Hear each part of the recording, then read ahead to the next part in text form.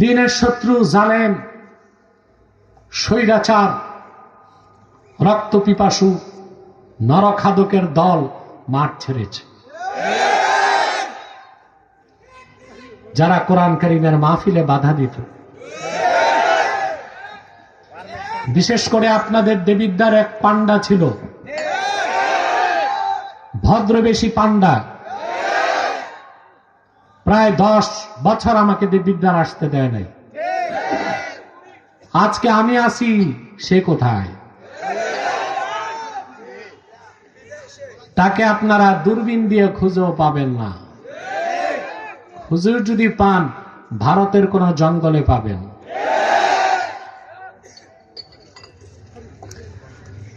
ক্ষমতা এতটা অন্ধ করে দিয়েছিল, মনে করত দেবিদ্বার ওর বাপ দাদার তালুক। এখন তো গোষ্ঠী সহ দেশ ছাড়ছে। আব্বাসী ছিল, আছে। আমি আগেই আসতাম, আরেকটা প্রোগ্রাম ছিল নির্ধারিত আপনাদের মুরাদনগরে, ওখান থেকে আসলাম। ওদিকে পথঘাট এত খারাপ, আমার মনে হয় দ্বিতীয় বিশ্বযুদ্ধে যে বোমা পড়ছে আর ঠিক হয় নাই। আমি একটা ভারী গাড়ি নিয়ে এসেছি, তাতেই কষ্ট হয়ে গেছে। আগে জানলে আমি ঘোড়ার গাড়ি নিয়ে আসতাম। এত বিশ্রী অবস্থা সড়কের। আগে যারা জনসেবায় ছিল এতটাই চুরি করছে, রোডঘাটের কাজ করার আর সুযোগ পায়নি। মানুষ এদিক দিয়ে যায়, কষ্ট পায়, আর ওদেরকে বদদোয়া দেয়। কিন্তু যতটাই দুঃখ কষ্ট অবসাদ ক্লান্তির বোঝা নিয়ে এসেছি, আপনাদের এই হাস্যোজ্জ্বল চেহারাগুলো দেখে আমার সব দুঃখ দূর হয়ে গেছে। প্রিয় বন্ধুরা, আমি আজকে সূরা আনফাল থেকে একটি আয়াতের অংশ বিশেষ তেলাওয়াত করেছি। এই অংশটুকুনকে কেন্দ্র করে নির্ভরযোগ্য মুফাসসির এবং মুহাদ্দিসগণের দৃষ্টিকোণ থেকে কিছু কথা আপনাদের সামনে তুলে ধরার চেষ্টা করব ইনশাআল্লাহ, যদি আল্লাহ আমাকে তৌফিক দেন। ভূমিকাতে একটি কথাই বলবো, আজকে আমরা যে একটু পর মুনাজাত করব, দোয়াটা কবুল হবে ইনশাআল্লাহ। কারণ এখানে যতগুলো মানুষ এসেছে, কারো ইখলাসে কোনো ত্রুটি নাই। আপনাদেরকে কি ট্রান্সপোর্ট ব্যবস্থা তারা করেছিল? নিজের ভাড়ায় এসেছেন না? শীতের রাত, ঘুমাতে মন চায়, ঘুমান নাই, শুধু আল্লাহর কোরআনের ভালোবাসায় বসে আছে। আবার মোনাজাতের পর কোনো আপ্যায়ন আছে? সিন্নি নেওয়াজ? তাহলে অবশ্যই আপনারা যারা এসেছেন তাদের ইখলাসে কোনো, আর এতগুলো মুখলেস মানুষ আমার মতো পাপীকে নিয়ে হাত তুলবে, আল্লাহ দোয়া কবুল করবেন না, এটা হইতে পারে না। অবশ্যই আল্লাহ আমাদের দোয়া কবুল করবেন। মাজমাউ জাওয়ায়েদে ইমামে হাইসামি একটি হাদিস নকল করেছেন। আল্লাহর হাবিব ইরশাদ করেছেন, আমার উম্মতের কোন মুমিন যদি আল্লাহর কাছে দোয়াতে হাত তুলে, বাকিরা যদি সম্মিলিতভাবে আমিন আমিন বলে, আমার উম্মতের সম্মিলিত মুনাজাত আল্লাহ তাৎক্ষণিক কবুল করে নিবে।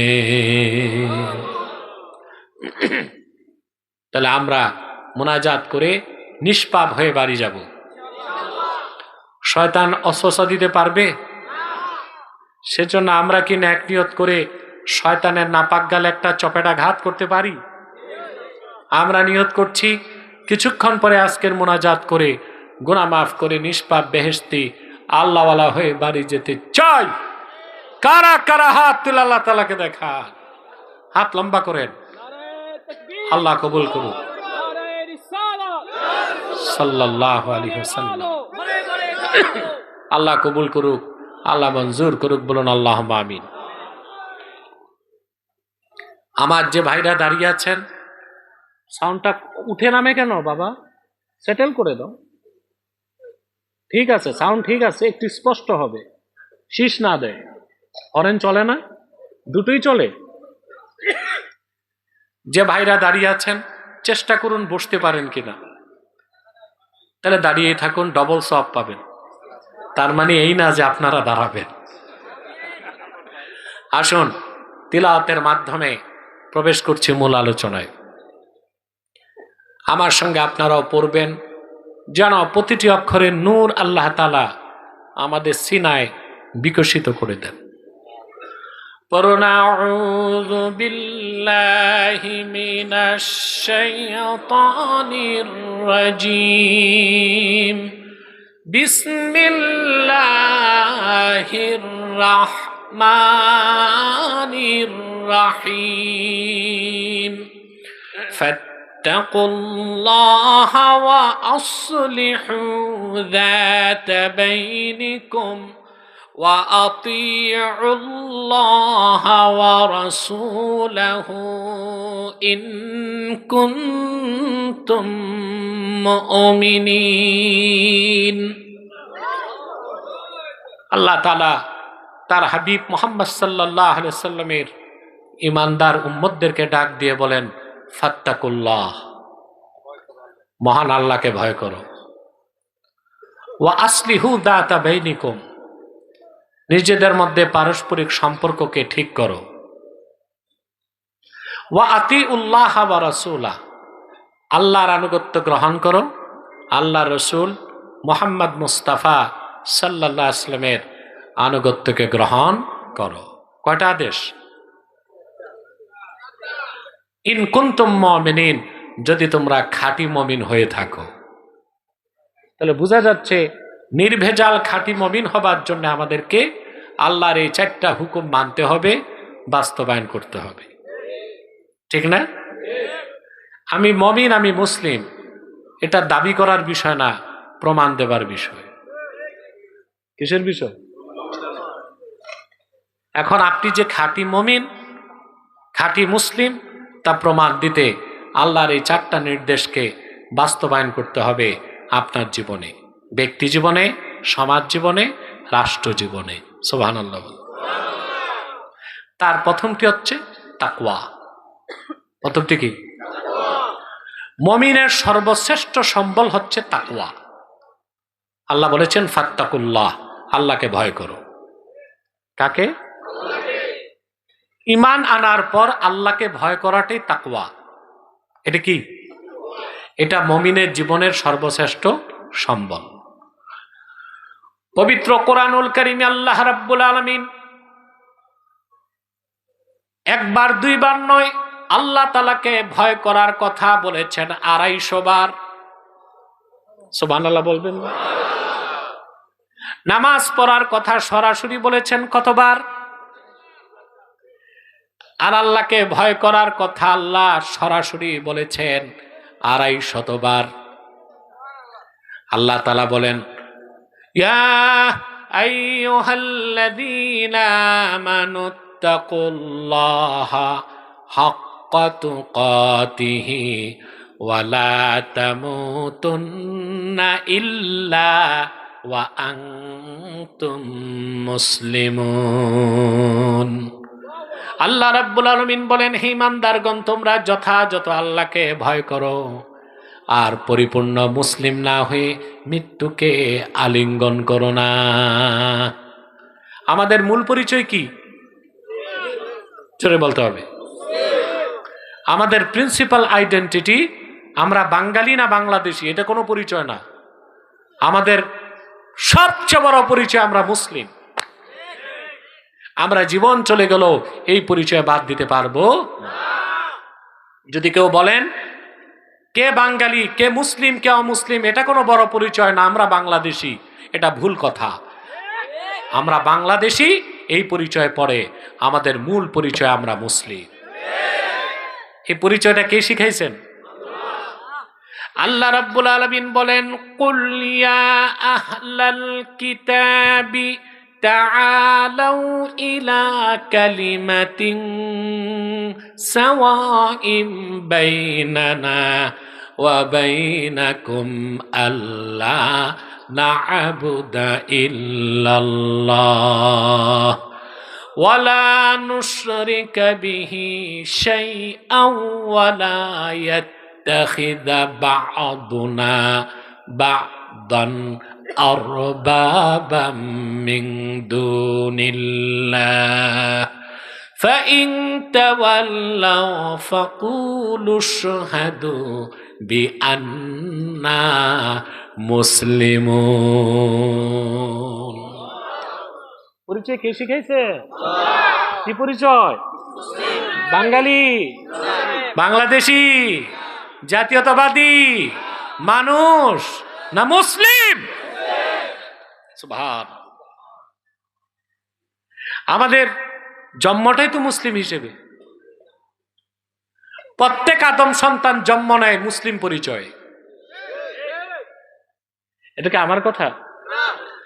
সহিহ বুখারীর হাদিস, আল্লাহর হাবিব ইরশাদ করেছেন, কুল্লু মাউলুদিন ইউলাদু আলাল ফিতরাহ ফাআবাওয়াহু ইউহাউইদানিহি আও ইউনাসসিরানিহি আও ইউমাজ্জিসানিহি। প্রত্যেক আদম সন্তান জন্ম নেয় মুসলিম হিসেবে, অতঃপর তার বাবা মা তারে কাফের বানায়, মুশরিক বানায়, জিন্দিক বানায়, ইহুদি বানায়, খ্রিস্টান বানায়, অগ্নি পূজারী বানায়। তাহলে জন্মসূত্রে আমরা কি? ঈমান এনে আমরা কি? মৃত্যুর পরে আমাদের পরিচয় কি? কবরে কয়টা প্রশ্ন? প্রথম প্রশ্ন মান রাব্বুক, পরিচয় কি? রাব্বি আল্লাহ। ওমা দীনুক, পরিচয়টা হবে কি? আমি মুসলিম না অমুসলিম? এই তো। 3 নম্বর প্রশ্ন, ওমা তাকুলু ফি হাযার রাজুল আল্লাযী বুইসা ফীকুম। আল্লাহর আখিরি নবী নূর নবীজি মুহাম্মদ মুস্তাফা সাল্লাল্লাহু আলাইহি ওয়াসাল্লামের নূরের চেহারা মোবারক দেখানো হবে আর জিজ্ঞেস করা হবে ওনার ব্যাপারে তোমার বিশ্বাস কি? আমরা মুসলমানেরা বলবো, হাজা নবিয়ুনা মুহাম্মাদুর রাসূলুল্লাহি ইমামুল মুরসালিন খাতামুন নবীন। ইনি হলেন আমার নবী, আল্লাহর আখিরি নবী, সমস্ত নবী রাসূলগণের মাথার তাজ মুহাম্মদ সাল্লাল্লাহু আলাইহি ওয়াসাল্লাম, যিনি আল্লাহর আখিরি নবী। পৃথিবীতে পরিচয় কি আমাদের? জন্মসূত্রে, ঈমান এনে, মৃত্যুর পরে, হাসরে। আমরা মুসলিম বলি তো হাসরে আমাদের ভিন্ন পরিচয়। হাসরে 120টা কাতার হবে। কতটা? বেহেশতীদের, কাফেরদের না, বেহেশতীদের কাতার হবে। আল্লাহর হাবিব ইরশাদ করেছেন, আহলুল জান্নাতি ইশরুনা ওয়া মিআতু সাফিন। বেহেশতীদের 120টা কাতার হবে, সামনের 80 কাতার হবে আমার উম্মত, উম্মতে মুহাম্মাদি। পরিচয় কি? না বাংলাদেশি, আফগানি, মার্কিনী, জাতীয়তাবাদী, ধর্মনিরপেক্ষতাবাদী, শ্বেতাঙ্গ, কৃষ্ণাঙ্গ, মুসলিম। এটা আমাদের প্রিন্সিপাল আইডেন্টিটি। বলেন সুবহানাল্লাহ। কল্লা কেটে ফেললেও এই পরিচয় গোপন করতে মুসলমান পারে না। এটা আমাদের মূল পরিচয়। আল্লাহ বলেছেন, আল্লাহকে ভয় করো যথাযথ, আর পরিপূর্ণ মুসলিম না হয়ে মৃত্যুকে আলিঙ্গন করো না। আল্লাহ আল্লাহকে ভয় করতে বলছেন কত জায়গায় কোরআনে? কতবার? 250 বার। সুবহানাল্লাহ বলে। অন্য আয়াতে আল্লাহ রাব্বুল আলামিন বলেন, ইয়া আইয়ুহাল্লাযীনা আমানুত্তাকুল্লাহা ওয়া কুলু কাওলান সাদীদা ইউসলিহ লাকুম আমালাকুম ওয়া ইয়াগফির লাকুম যুনুবাকুম ওয়া মান ইউতি'িল্লাহা ওয়া রাসূলাহু ফাকাদ ফাযা ফাওজান আযীমা। আল্লাহ পাক বলেন, হে ইমানদারগণ, তোমরা আল্লাহকে ভয় করো, ওয়াকুলু কাওলান সাদীদা। সুবহানাল্লাহ। আরে ভাই, দাড়ি টুপি জুব্বা কুর্তা আর চুপচাপ চোখ বন্ধ করে তসবিহ পড়া সহজ, কিন্তু হক কথা বলার চেয়ে বড় বুজুর্গি বর্তমান যুগে আর কিচ্ছু নাই। ঠিক না? আপনি যদি জঙ্গলে বসে তসবিহ পড়েন কেউ ডিস্টার্ব করবে, কিন্তু আপনি যদি হক কথা বলতে যান চাকরি নিয়ে টান দিবে, ব্যবসায় হাত দিবে, ঠিক না? মারতেও পারে, দাওয়াত কমতে পারে, মুরিদ ছুটতে পারে, হাদিয়া না আসতে পারে। এই সব কিছু উপেক্ষা করে যে ব্যক্তি কুলু কাউলান সাদিদা আল্লাহর এই নির্দেশ পালন করবে, তার চেয়ে বড় বুজুর্গ বর্তমান যুগে পাবেন কিনা সন্দেহ আছে। ইউসলিহ লাকুম আ'মালাকুম ওয়া ইয়াগফির লাকুম যুনুবাকুম, আল্লাহ তোমাদের জীবনের সব আমলকে ঠিক করে দিবেন, জীবনের সব গুনাহ মাফ করে দিবেন। ওয়া মান ইউতিল্লাহা ওয়া রাসূলাহু ফাকাদ ফাযা ফাওজান আযীমা, যে আল্লাহর আনুগত্য গ্রহণ করবে, মুহাম্মদ সাল্লাল্লাহু আলাইহি ওয়াসাল্লামের আনুগত্য গ্রহণ করবে, সফলতার শীর্ষ সোপান লাভ করবে। আল্লাহ কয়টা নির্দেশ করছে? কয়টা? সূরা আনফাল, আমি যে আয়াত থেকে ব্যাখ্যা করছি, এখানে কয়টা নির্দেশ? প্রথম কি? ফাত্তাকুল্লাহ, আল্লাহকে ভয় করো। মুমিনের সর্বশ্রেষ্ঠ সম্বল হচ্ছে তাকওয়া, এর চেয়ে বড় সম্বল নাই। কোরআনে কারীম আল্লাহ তাআলা বলেন ওয়াতাজাওয়াদু ফাইন্না খায়রাজ যাদিত তাকওয়া। সুবহানাল্লাহ। তাজাওয়াদু, তাজাওয়াদু অর্থ হচ্ছে, তাজাউদ বলা হয় আরবিতে ইত্তেখাজু জাত, জাত তৈরি করা। জাত কাকে বলে?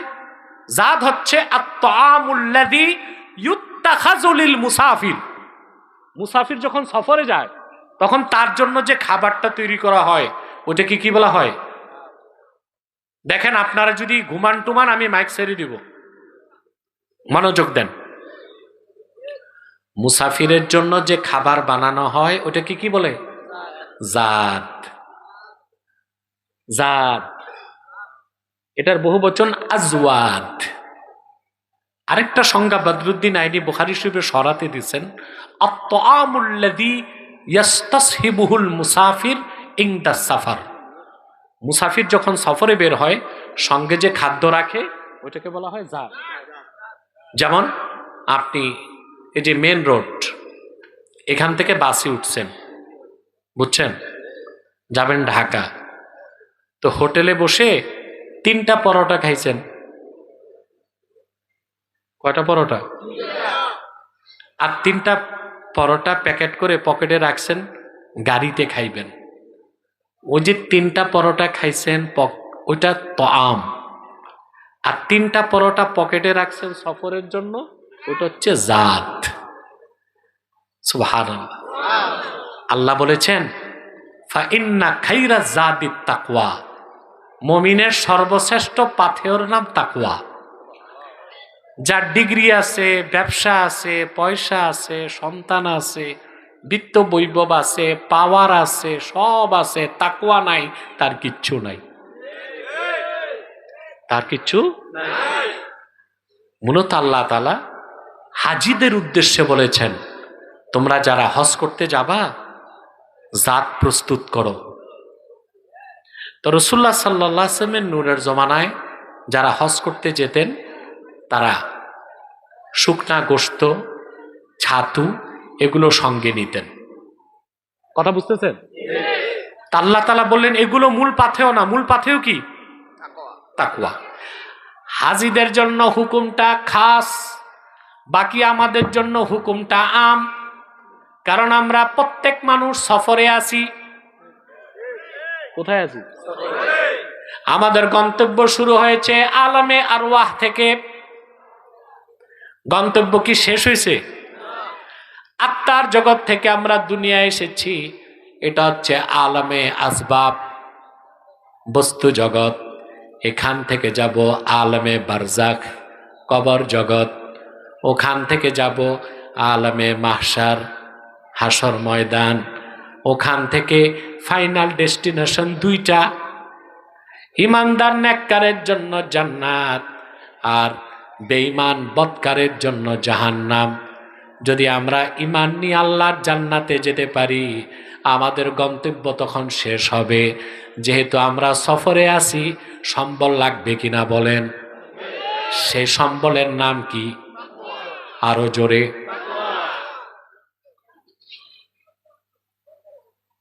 দুই চারটা দুষ্ট মানুষ ডিস্টার্ব করতেছে, এগুলো থামান না, যান। এগুলো কিছু শয়তান দুষ্ট আসেই মাহফিলে ডিস্টার্ব করতে,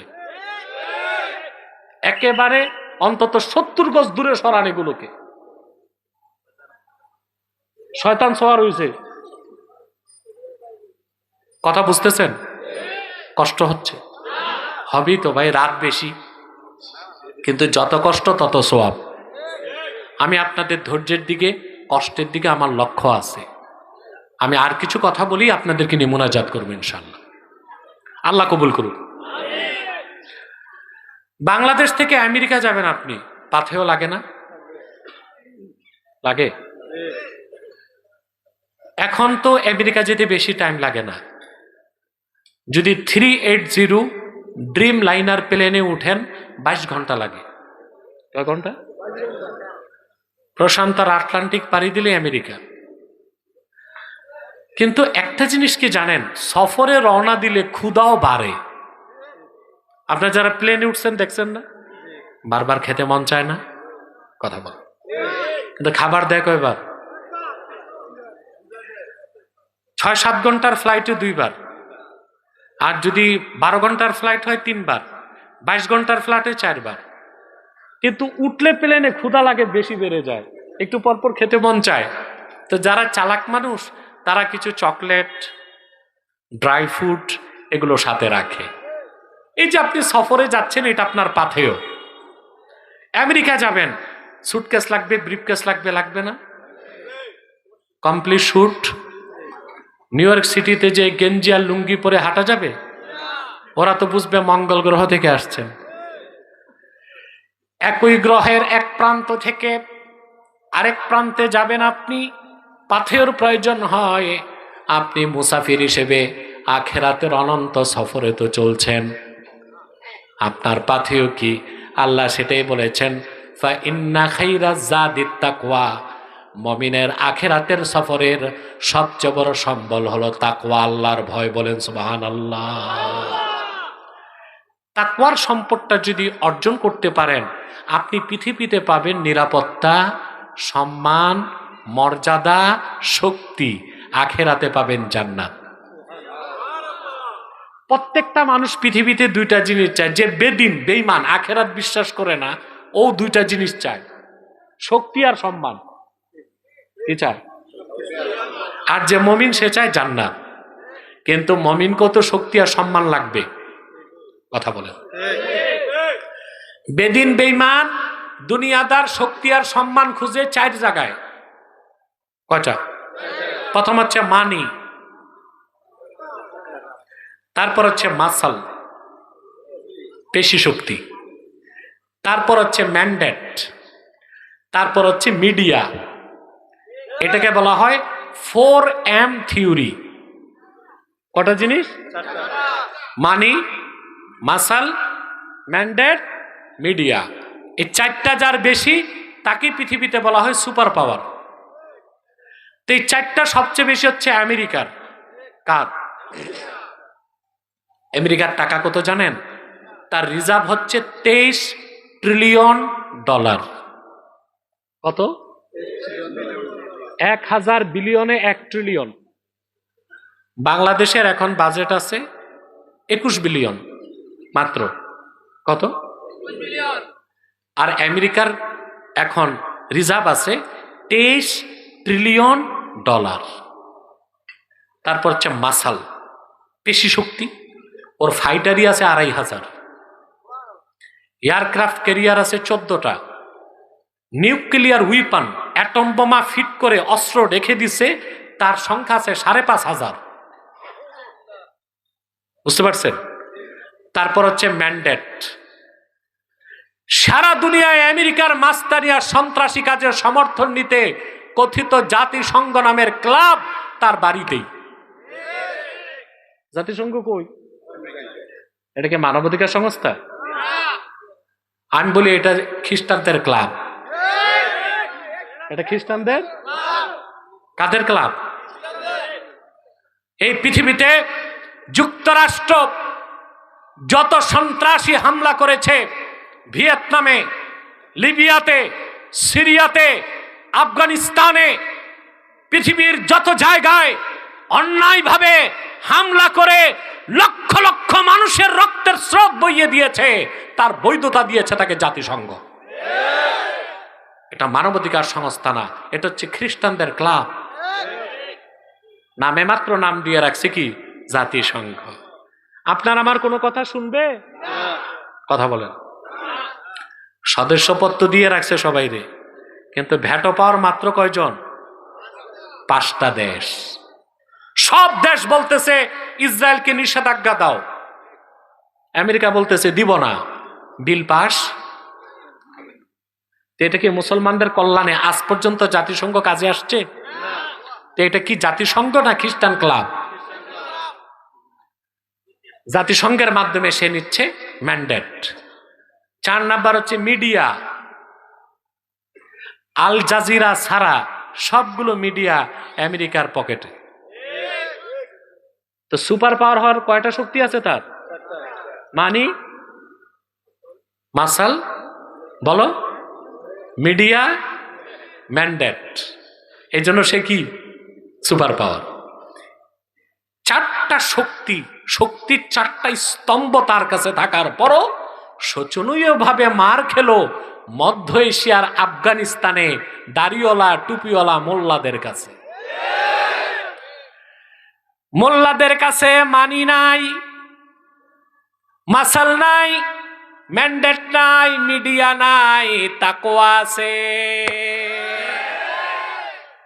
শক্তি কোনটা বড়? সুবহানাল্লাহ বলে। খায় নাই মায়ের মোল্লাদের কাছে? 19 বছরে মোল্লাদেরকে মারতে যাইয়া কি মায়ের খাইছে জানেন? তার যুদ্ধে খরচ হয়েছে $2.26 ট্রিলিয়ন। $2.26 ট্রিলিয়ন। পালাইছে যখন নির্ধারিত তারিখের আগে, জানেন এত জলদি পালাইতে হবে। গনিমতের মাল রেখে গেছে, অস্ত্র, যার বর্তমান বাজার মূল্য $86 বিলিয়ন। কত? এখন সুপার পাওয়ার পরাশক্তি মোল্লাদের কাছে হইল ধরা শক্তি। মোল্লাদের আছে কি? সুবহানাল্লাহ বলে।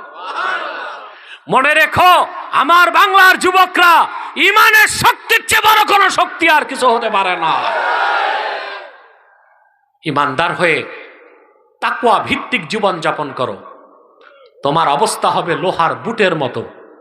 এই পৃথিবীর কোন স্বৈরাচার তোমাকে তার দাঁত দিয়ে চাবাতে পারবে না। কোন অত্যাচারী তার স্টিম রোলার দিয়ে তোমাকে নিষ্পেষণ করতে পারবে না। তাকওয়াই মানুষকে শক্তির অনন্য মাত্রায় পৌঁছে দেয়। তো সম্মান চান? শক্তি? কথা বলে চান? মানিতে, মাসালে, মিডিয়ায়, ম্যান্ডেটে? তাকওয়ায়। আল্লাহর হাবিব ইরশাদ করেছেন, মান আহাব্বা আইয়াকুনা আকরামান নাস ফালিয়াত্তাকিল্লাহ ওয়া মান আহাব্বা আইয়াকুনা আশাদ্দান নাসি ফালিয়াতাওয়াক্কাল আলাল্লাহ। তোমাদের মধ্যে যে ব্যক্তি সম্মান চায়, ইজ্জত চায়, মর্যাদা চায়, সে যেন আল্লাহকে ভয় করে। আর তোমাদের মধ্যে যে ব্যক্তি পাওয়ার চায়, সে যেন আল্লাহর উপর ভরসা রাখে। তাকওয়া এর চেয়ে বড় সম্পদ। এই তাকওয়া আপনাকে দিবে পৃথিবীতে সম্মান, দিবে নিরাপত্তা, দিবে মর্যাদা, দিবে ইজ্জত, পরকালে দিবে জান্নাত। আজ আমাদের দেশে তাকওয়াবান লোকের অভাব সবচেয়ে বেশি, বেশি না? তার কারণ আমাদের দেশে সবচেয়ে বড় বাংলাদেশের সমস্যা এখন কারাপশন, দুর্নীতি। কত কি 15 বছরে যে পরিমাণ টাকা চুরি হয়েছে, প্রত্যেকজন মানুষের মাথা পিছু ঋণ হচ্ছে 1,07,000 টাকা। কত? তার আপনার আমার মাথা পিছু ঋণ কত? আমেরিকার পররাষ্ট্রমন্ত্রী হেনরি কিসিঞ্জার দেশ স্বাধীনের পর বলেছিল বাংলাদেশকে তলাবিহীন ঝুড়ি, আর 2024-এ এসে আমরা পাইছি ঝুড়িবিহীন তলা। পার্থক্য কি? আগে ঝুড়ি ছিল, তলা ছিল না, এখন তলা আছে, ঝুড়ি নাই। কথা বলেন? এখন সবাই ধরছি ইউনূস সাহেবকে, কি করতেছেন আপনি, পারতেছেন না, বেশি চাপ ধাপ দিলে এই বেটার হার্ট অ্যাটাক করবে, 86 বছর বয়স, ঠিক না? আসলে একার পক্ষে এই বিধ্বস্ত বাংলাদেশকে ঠিক করা সম্ভব? এটা হার্ড ইউনিটি লাগবে, ঠিক না? শক্ত ঐক্য লাগবে। আর আমাদের একটা জিনিস খেয়াল করতে হবে, ভারতীয় আধিপত্যবাদ থেকে বাংলাদেশ মুক্ত হয়েছে, বাংলাদেশ যেন মার্কিন আধিপত্যবাদ প্রতিষ্ঠিত না হয়, এই দিকে আমাদের দৃষ্টি রাখতে হবে। বাংলাদেশ নিয়ে এখন খেলা চলছে। কি চলছে? খেলা চলছে কিভাবে বাংলাদেশকে বাকিটা লুটে পুটে খাওয়া যায়। বাংলাদেশ নিরাপদ হচ্ছে শুধুমাত্র আলেম ওলামা, পীর মাশেক আর ইসলামপন্থীদের হাতে। তারা বিক্রি হয় না, কল্লা বেচতে পারে না, কল্লা দিতে পারে। আর যারা অন্যান্য সোকাল পলিটিশিয়ান, তারা কিন্তু দর কষাকষিতে চলে আসে, লাভ লস দেখে। আর যারা সোকল পলিটিশিয়ান না, ইসলামিস্ট, রাইটিস্ট, তারা কল্লা বেচতে পারে না, কল্লা। আজকে বাংলাদেশের দুর্নীতিমুক্ত বাংলাদেশ করতে চান, কিভাবে সংস্কার করবেন ভাই? এই যে বাংলাদেশটা 18 কোটি মানুষ, দেশটা চালায় কয়জন? 3000 সচিব, উপসচিব, এমপি, মন্ত্রী, TNO, UNO, OC, DC, SP সব মিলালে 1003 লোক। আর ডিপ স্টেট পরিচালনা করে আরো কম লোক, কিন্তু মানুষ তো আছে 18 কোটি। আমাদের বাংলাদেশে 3.5 লক্ষ মসজিদ আছে, 10,000 মাদ্রাসা আছে। পীর মাশায়েখের সংখ্যা কত জানেন? আওয়ামী লীগ জরিপ করে গেছিল 1,98,000। কত? বাংলাদেশে পীর আছে কত? 1,98,000। ছোট পীর, বড় পীর সব মিলায় জুলায় 1,98,000 পীর আছে বাংলাদেশে। সব আছে, কিন্তু যারা রাষ্ট্র পরিচালনা করে ওখানে 50 বছরে আমরা 300 লোক দিতে পারি নাই। পারছি? তা বাংলাদেশের সংস্কারটা রাষ্ট্রের সংস্কার করলে হবে না, বাংলাদেশ যারা চালায় তাদের চরিত্রের সংস্কার হতে হবে। সেজন্য আমাদের গোটা শিক্ষা ব্যবস্থাকে তাকওয়া ভিত্তিক করতে হবে, ঠিক না?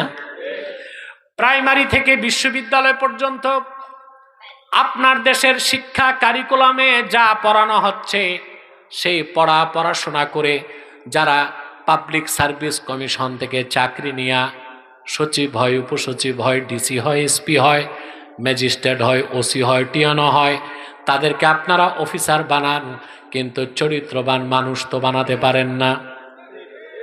পারেন? এই জন্য ওনারা কি খায়? ঘুষ খায়। কি খায়? ঘুষ খায়, বাইপাস করে পয়সা খায়, ঠিক না? এটাই হচ্ছে দুর্নীতির মূল কারণ।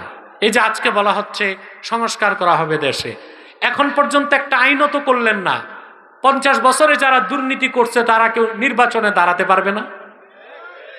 একটা আইন করেন, যারা দুর্নীতি করছে 50 বছরে তারা নির্বাচনে দাঁড়াতে পারবে না। তাহলে এখন যারা আবার আসবে ক্ষমতায় তারা কি আর দুর্নীতি করবে? আপনার শিক্ষা ব্যবস্থাটাকে সাজান, আপনি প্রাইমারি থেকে বিশ্ববিদ্যালয় পর্যন্ত প্রতিটা স্তরে কোরআন সুন্নাহর মৌলিক শিক্ষাকে বাধ্যতামূলক করেন। এতে যে অফিসার হবে, উকিল হোক, ম্যাজিস্ট্রেট হোক, সচিব হোক, আমলা হোক, এসপি হোক, ডিসি হোক, প্রফেসর হোক, যেই হোক, একদিকে সে হবে হায়ার এডুকেটেড যোগ্য মানুষ, আরেকদিকে সে হবে তাকওয়াবান। আমরা তাকওয়া ভিত্তিক জীবনযাপন করবো তো ইনশাল্লাহ। আরে ভাই, কঠিন আইন দিয়া মানুষকে কি মানুষ বানানো যায়? নিয়ন্ত্রণ করা যায়। কি করা যায়? আপনারা দেখছেন না আমেরিকার ক্যালিফোর্নিয়াতে আগুন লাগছে, লস অ্যাঞ্জেলসে, ক্যালিফোর্নিয়াতে আগুনে ক্ষতি হয়েছে কত জানেন? $11,500 কোটি। আর লুটপাট আর চুরি হয়েছে কত জানেন? কথা বলেন। তাও $10,000 কোটি। তে আমেরিকা বলে ওয়েলফেয়ার স্টেট, কল্যাণ রাষ্ট্র। আমেরিকা বলে আমরা গণতন্ত্রের জননী, মাদার অফ ডেমোক্রেসি। গণতন্ত্রের প্রসূতি বলা হয় আমেরিকাকে, আবার বলা হয় কল্যাণ রাষ্ট্র, আবার বলা হয় ডেভেলপ কান্ট্রি, আবার তারা হচ্ছে মোস্ট সিভিলাইজড নেশন, খুব সভ্য জাতি। কিন্তু আগুন লাগার পর দেখা গেছে দুনিয়ার সবচেয়ে বড় চোর বাটপার আমেরিকায় থাকে। সন্ত্রাসী খুনি থাকে কই? আগে বাংলাতে একটা কথা পড়তেন না যে কারো ঘর আগুনে পুড়ে আর কেউ আলু পোড়া দিয়ে খায়। ক্যালিফোর্নিয়ার লস অ্যাঞ্জেলসে আগুনে মানুষের ঘর জ্বলছে, আর ওই দেশের যুবকরা এই সুযোগে আচ্ছা মতো লুটপাট করছে। তাহলে বোঝা যায় আইন দিয়া মানুষকে নিয়ন্ত্রণ করা যায়, মানুষ বানানো। তাকওয়া দিয়া মানুষকে নিয়ন্ত্রণ করা যায়, মানুষ বানানো যায়। তাকওয়াবান আইনকে ভয় পায় না, ভয় পায় আল্লাহকে। কাকে? আল্লাহর ভয়টা যার অন্তরে একবার চলে আসলো, ও কি চুরি করবে? এর মানে এই না সে ফেরেশতা হয়ে যাবে, কিন্তু গুনাহ করবে, তওবা করবে, নিয়মিত গুনার কাজ করতে পারে না। পারে? হযরত ওমর আব্দুল্লাহ ইবনে ওমর রাদিয়াল্লাহু তাআলা আনহু, তিনি একদিন মক্কা মুকাররমায় হাঁটতেছেন। উসুদুল গাবা রেজালের কিতাবে এসেছে, এক রাখাল বকরির পাল নিয়ে নামতেছে, বুঝলেন? এতগুলো বকরি দেখে আব্দুল ইবনে ওমরের একটু লোভ জাগছে, একটা বকরি কিনবে। তা রাখালকে বললেন, বিনি শাতাম মিনাল গানাম। কিছু বলবা? বসো। বিনি শাতাম মিনাল গানাম, একটা বকরি আমার কাছে বিক্রি করো। তো রাখাল আব্দুল্লাহ ইবনে ওমরকে বললেন, হুজুর আমি রাখাল, বকরির মালিক আর একজন, আমি বিক্রি করতে পারবো না। আব্দুল্লাহ ইবনে ওমর চাইলেন তার তাকওয়াটা যাচাই করতে। তিনি বললেন, একটা বকরি আমার কাছে বিক্রি করো, পয়সাটা তুমি রেখে দাও। রাখাল বলল, না, আমার মালিক বড় চালাক, বকরিগুলো আউটপুট করার সময় গণনা করে, ইনপুট করার সময় গণনা করে, আমি ধরা পড়ে যাব। আব্দুল্লাহ ইবনে ওমর বললেন, তুমি বলে দিও একটা বকরি বাঘে খাইছে। মরুভূমির রাখাল যুবকটি আব্দুল্লাহ ইবনে ওমরকে জবাব দিলেন, হুজুর আমি দুনিয়ার মালিককে বুঝ দিতে পারবো, বকরি একটা বাঘে খেয়েছে, বিক্রি করে টাকাটা পকেটে রাখবো, কিন্তু আপনার কাছে আমার প্রশ্ন, ফাআইনাল্লাহ, আমি আল্লাহর চক্ষু কেমন করে ফাঁকি দিব? আব্দুল্লাহ ইবনে ওমর বললেন, আমি এটাই দেখতে চেয়েছিলাম, তুমি মরুভূমির একজন সামান্য রাখাল, তোমার অন্তরে আল্লাহর ভয় আছে নাকি? তা আল্লাহর নির্দেশ, ফাত্তাকুল্লাহ, আল্লাহকে ভয় করো। আমরা আল্লাহকে ভয় করব? 5 ওয়াক্ত নামাজ পড়বো? সুদ ঘুষ চুরি চামারি ছাড়বো? এরপর আল্লাহ বলেন, ও আসলিহু যাতা বাইনিকুম, তোমাদের নিজেদের মধ্যে সম্পর্ককে ঠিক করো। আমাদের সম্পর্ক কি ভালো? কথা বলেন। বাংলাদেশে দেখেন সম্পর্ক ভালো আমাদের? দলে দলে দ্বন্দ্ব, পঞ্চায়েতে পঞ্চায়েতে, পীরে পীরে, বক্তায় বক্তায়, নেতায় নেতায়, ভাই ভাইতে, এক বিছানায় স্বামী উত্তর দিকে, স্ত্রী দক্ষিণ দিকে, মাঝখানে কোলবালিশ, এক বিছানা তো দগ্ধ। তা আমাদের সমস্যা হচ্ছে নিজেদের মধ্যে সম্পর্ক খুব খারাপ। আল্লাহ বলেছেন, ও আসলিহু যাতা বাইনিকুম, তোমরা তোমাদের নিজেদের মধ্যে সম্পর্ককে ঠিক করো। তারপর আল্লাহ পাক বলেন, ওয়া আতিউল্লাহ ওয়া রাসূলাহ, মহান আল্লাহর আনুগত্য গ্রহণ করো, আল্লাহর হাবিব মুহাম্মদ সাল্লাল্লাহু আলাইহি সাল্লামের আনুগত্য গ্রহণ করো। ইন কুনতুম মুমিনিন, যদি তোমরা মুমিন হয়ে থাকো। এক কথায় বলে দিচ্ছি ভাইরা, আল্লাহ এবং তার রাসূলের আনুগত্য গ্রহণ করার আগ পর্যন্ত কোনো মানুষ মুসলমান কিংবা মুমিন হতে পারে না। পারে? এখন প্রশ্ন আসে, আল্লাহর আনুগত্য কি আর তার রাসূলের আনুগত্য কি? এটার জবাব আল্লাহ নিজেই দিয়ে দিয়েছেন, মাইয়ুতির রাসূলা ফাকাদ আতা আল্লাহ। যে মুহাম্মদ সাল্লাল্লাহু আলাইহি সাল্লামের আনুগত্যকে গ্রহণ করলো, সে আল্লাহর আনুগত্যকে গ্রহণ করলো। বলেন সুবহানাল্লাহ। এখন আল্লাহর রাসূলের আনুগত্য কি? আল্লাহর হাবিব মুহাম্মদ সাল্লাল্লাহু আলাইহি ওয়াসাল্লাম ১৫০০ বছর আগে আমাদের জন্য যে দ্বীন রেখে গেছেন, সেই দ্বীন, সেই শরীয়ত পরিপূর্ণভাবে বিশ্বাস করে অনুসরণ করলেই ইতাআতে রাসূল, আল্লাহ রাসূলের আনুগত্য হবে। আর আল্লাহ রাসূলের আনুগত্যটাই আল্লাহর আনুগত্য। আমরা কি কথাগুলো আমল করব ইনশাআল্লাহ? আল্লাহ আমাদেরকে কবুল করুক, আল্লাহ আমাদেরকে মঞ্জুর করুক। বলুন আল্লাহুম্মা আমিন। আসুন আমরা মুনাজাতের প্রস্তুতি নেই। আল্লাহ যেন আমাদের এই প্রতিষ্ঠানকে কবুল করেন। বলুন আল্লাহুম্মা আমিন। পাশাপাশি যারা এখানে স্টাফ আছেন, ও মিয়া, তোমাদের কি মুনাজাত লাগবে না? তোমরা কি আউলিয়া কেরাম নাকি? বসো, 1 সেকেন্ডে বসে যাও। মুনাজাত করে আমরা তওবার মাধ্যমে বিদায় নিব ইনশাআল্লাহ। এই প্রতিষ্ঠানটি ঐতিহ্যবাহী একটি প্রতিষ্ঠান। এই প্রতিষ্ঠান থেকে যারা আলেম হয়েছে, বাংলাদেশের বড় বড় দায়িত্বপূর্ণ পদে তারা বসে আছে, ঠিক না? আলেম তৈরির একটি কারখানা হচ্ছে সৈয়দপুর কামেল মাদ্রাসা। আলহামদুলিল্লাহ। কমিটিতে যারা আছেন আমি তাদের জন্য দোয়া করি। পাশাপাশি অধ্যক্ষ যিনি ভারপ্রাপ্ত মুফতি ইসমাইল সাহেব, কোথায় ইসমাইল সাহেব? অধ্যক্ষ সাহেব তিনি আছেন, তার শিক্ষক বৃন্দ আছেন। আমরা সবার জন্য দোয়া করব, আল্লাহ যেন তাদেরকে কবুল করেন, মঞ্জুর করেন। বলুন আল্লাহুম্মা আমিন। এলাকাবাসীর সৌভাগ্য, এত বড় একটি প্রতিষ্ঠান এই এলাকাতে আছে, ঠিক না? এই প্রতিষ্ঠানের কারণে সৈয়দপুরকে তো বাংলাদেশ চিনে। কি বলেন? আলহামদুলিল্লাহ বলবেন না? এই প্রতিষ্ঠানের সম্মান মর্যাদা বাড়ুক, তা কি চান না আপনারা? আপনাদের আর্থিক এবং নৈতিক সমর্থন যেন সর্বোচ্চ পর্যায়ে থাকে, আমি আহ্বান আপনাদেরকে করলাম। পাশাপাশি কমিটিতে যারা আছেন তাদের জন্য দোয়া করবেন, আল্লাহ কবুল করুক, আল্লাহ মঞ্জুর করুক। বলুন আল্লাহুম্মা আমিন। বিদায় লগ্নে আমি একটি আহ্বান আপনাদেরকে করে যাই। আপনারা এখানে বিভিন্ন দল ও মতের লোক আছেন, ঠিক না? আছেন না? কথা বললেন না যে? কেউ আলিয়ার, কেউ কওমি, কেউ সাদা টুপি, কেউ কালো টুপি, কেউ লম্বা টুপি, কেউ গোল টুপি। থাকুক না ভাই, মাসলাকগত দ্বন্দ্ব আছে, থাক। মাদ্রাসাগত দ্বন্দ্ব আছে, তাও থাক। কিন্তু 3টা ইস্যুতে এক হয়ে যাবেন। কয়টা ইস্যুতে? এটা মনে থাকবে। ইসলামের সুমহান স্বার্থ রক্ষায় সব এক হয়ে যাবে।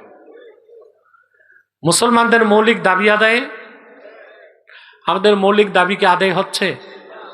50 বছরে কোনো সরকার মানছে আমাদের দাবি? 50 বছর যাবত দেশের আলেমরা বলতেছে, মুসলমানরা বলতেছে কাদিয়ানীদেরকে অমুসলিম ঘোষণা করো। কোন সরকার করছে? 50 বছর যাবত মুসলমানরা বলতেছে বাক স্বাধীনতার দোহাই দিয়ে ইসলামের বিরুদ্ধে কেউ যদি কথা বলে তাদেরকে প্রতিরোধ করতে ব্লাসফেমি আইন করো। কোন সরকার মানছে? কেন? রবীন্দ্রনাথের জাতীয় সঙ্গীতের বিরুদ্ধে কথা বললে রাষ্ট্রদ্রোহী মামলা হয়, সংবিধানের বিরুদ্ধে কথা বললে রাষ্ট্রদ্রোহী মামলা হয়, কিন্তু ইসলামের বিরুদ্ধে কথা বললে কোনো আইন নাই, মামলা নাই, অর্থাৎ ব্লাসফেমি আইন করবে না।